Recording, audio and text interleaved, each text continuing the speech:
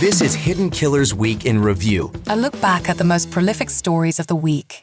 Welcome to the podcast. If you'd like to listen to an ad-free version of this episode and all of our episodes, then search True Crime Today Premium Plus on Apple Podcasts and press subscribe. That's our premium channel where all of our ad-free and advanced episodes live, all in one place. True Crime Today Premium Plus. Search it on Apple Podcasts and press subscribe. Even try it for 3 days free. The blood washed away, but the guilt never does. Welcome to Hidden Killers with Tony Brueski, featuring psychotherapist and author Siobhan Scott.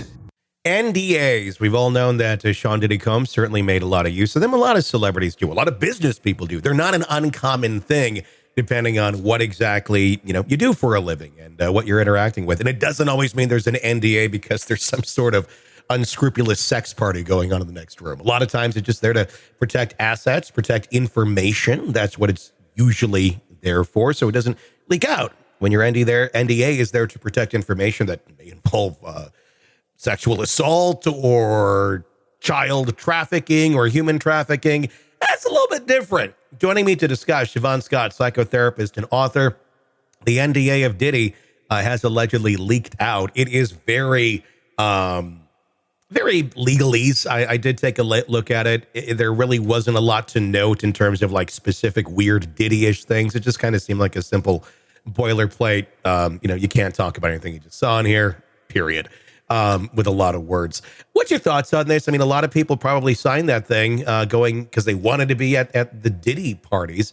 Are there a lot of people regretting that at this point? And really, I know it is a legal question, but it's not a legal question.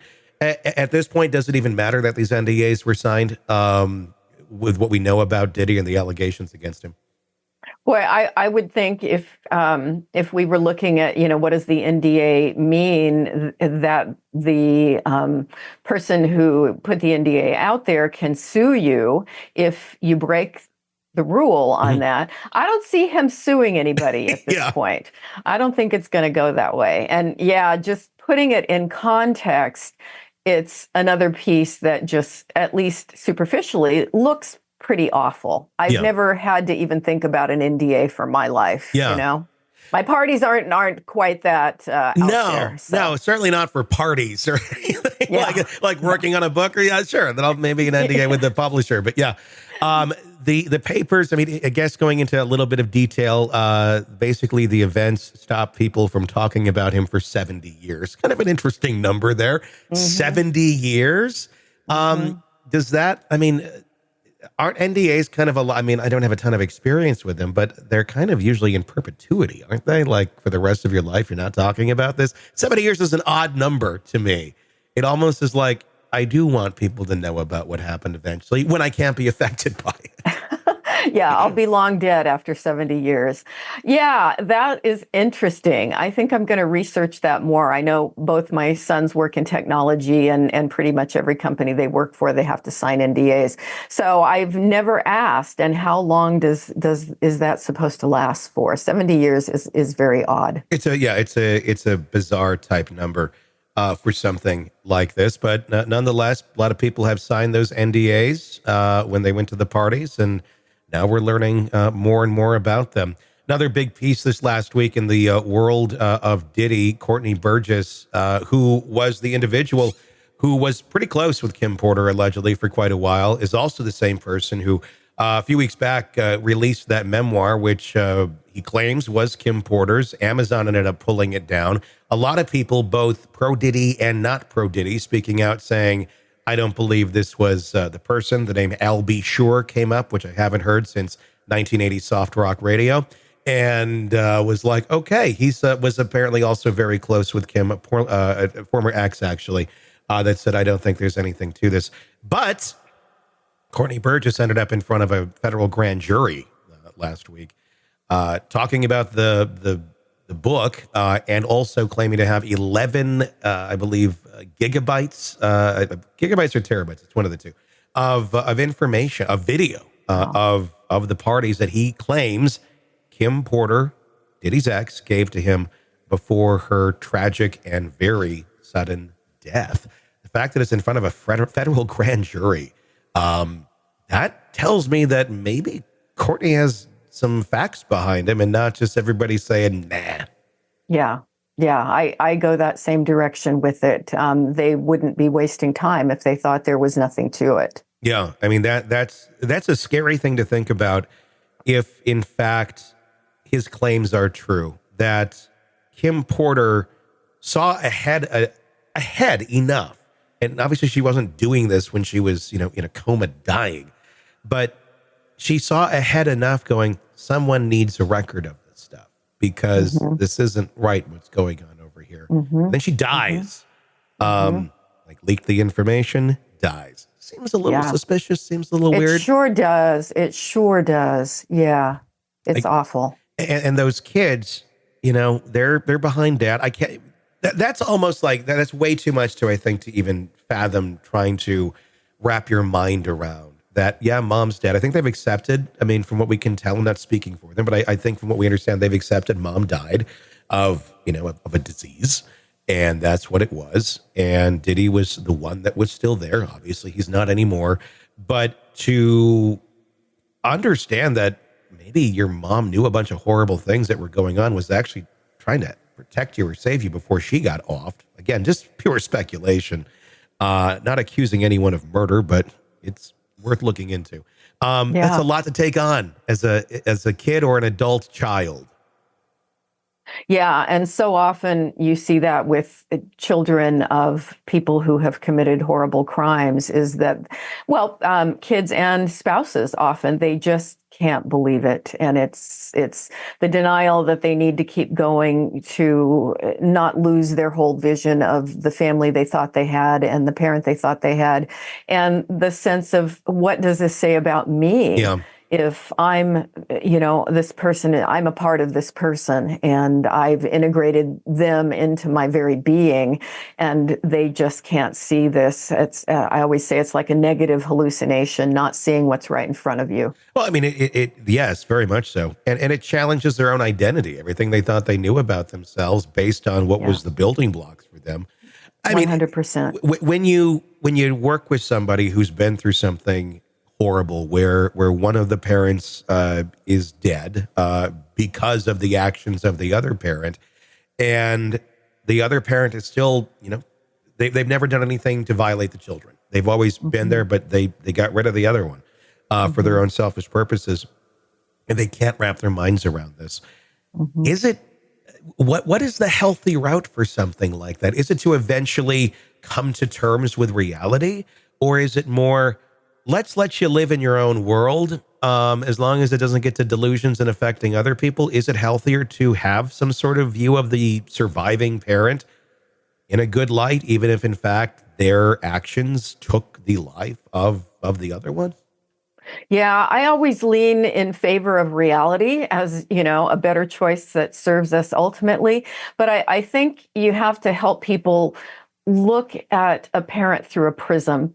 And it's almost like, you can hold two realities at the same time. It's difficult, but I think that's probably the healthier choice, is that, yes, this parent was good to you. And so you can hold on to that and keep those good memories, but at the same time, realize that this person could have been an absolute villain to other people. And, how do you hold both those things? Yeah. It takes a lot of time and a lot of support, but I lean toward reality is better than denial. And a lot of mental gymnastics if you're going to go down the road. Either way is a lot of mental gymnastics, but if you're going to continue to hold one of them in higher regard, even though they shouldn't be, that's a lot to take on. Whether it's this situation or any, let's just, for example, say one of these videos does come out, and it's irrefutable. It's Diddy. It's dad to some people. And again, all conjecture, all just hypothetical. Let's say there's a video that does come out, if it exists, and it shows him doing horrible things with people. I'm not going to say kids, whatever, horrible things, illegal, horrible things. And it's there. Is that enough to make the kids go, okay, this is enough. We saw it now. And because I know in some cases it's not. And then you just like, how are you still going? Tell me about that. The denial of reality that's right in front of you. How does a mind go through those gymnastics to discredit just pure fact that's not even like questionable? If it's pure, it's right there. How does someone walk around that and go, nah, I'm not going to take that one in? Yeah, we see it a lot, and it's one of those things. I go back to, these defense mechanisms are just intransigent. They work well for people in the sense of, I can go on and feel good about my life because all this other stuff isn't true. And we see it over and over and over again. We see it in politics. You see it with celebrities. You see it in dysfunctional families where people just hold on to that denial. And, ultimately, do they get through life feeling better?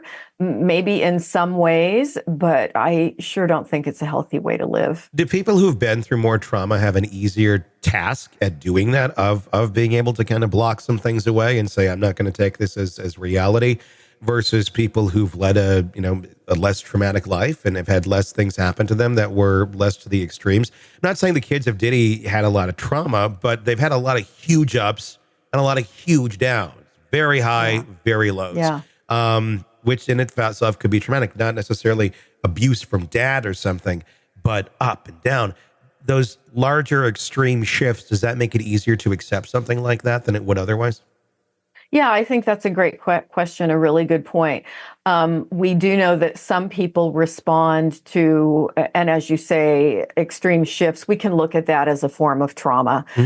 It's very unsettling. Yeah. And some people do develop those defense mechanisms where it's like, I just don't see it. I just don't experience it. It's almost like a form of dissociation where they disconnect from unpleasant realities. Well, and I guess part of the question would be too, even though the rest of the world and society will look at these claims and the facts as they come out as being horrific, if in fact they do prove out to be, is there a normalization that maybe went on there in that house that everyone else is saying these things is horrible, but this was just another Saturday night in Diddyland? Like, what do you mean this is wrong? This is weird. He's been doing this since I can remember. Yeah. I think that's certainly what you see with his mother. We've talked a bit about her in the past. And the normalization is another part of the process that goes with denial and the inability to see things that are aberrant and strange and bizarre. And people who grow up in those circumstances, they get really good at it. Yeah. Well, I mean, what's your take on the fact that, some of the kids, some of the boys, do have charges pending on them and civil cases against them. There's a lot of accusations there that some of them, pretty much followed in dad's footsteps. Whether it's true or not, that's up for debate yet and will be seen by the trial. But if you're going in your father's footsteps at a very young age and it's a very dark path, I can imagine you don't necessarily see anything wrong with that path that you've been on.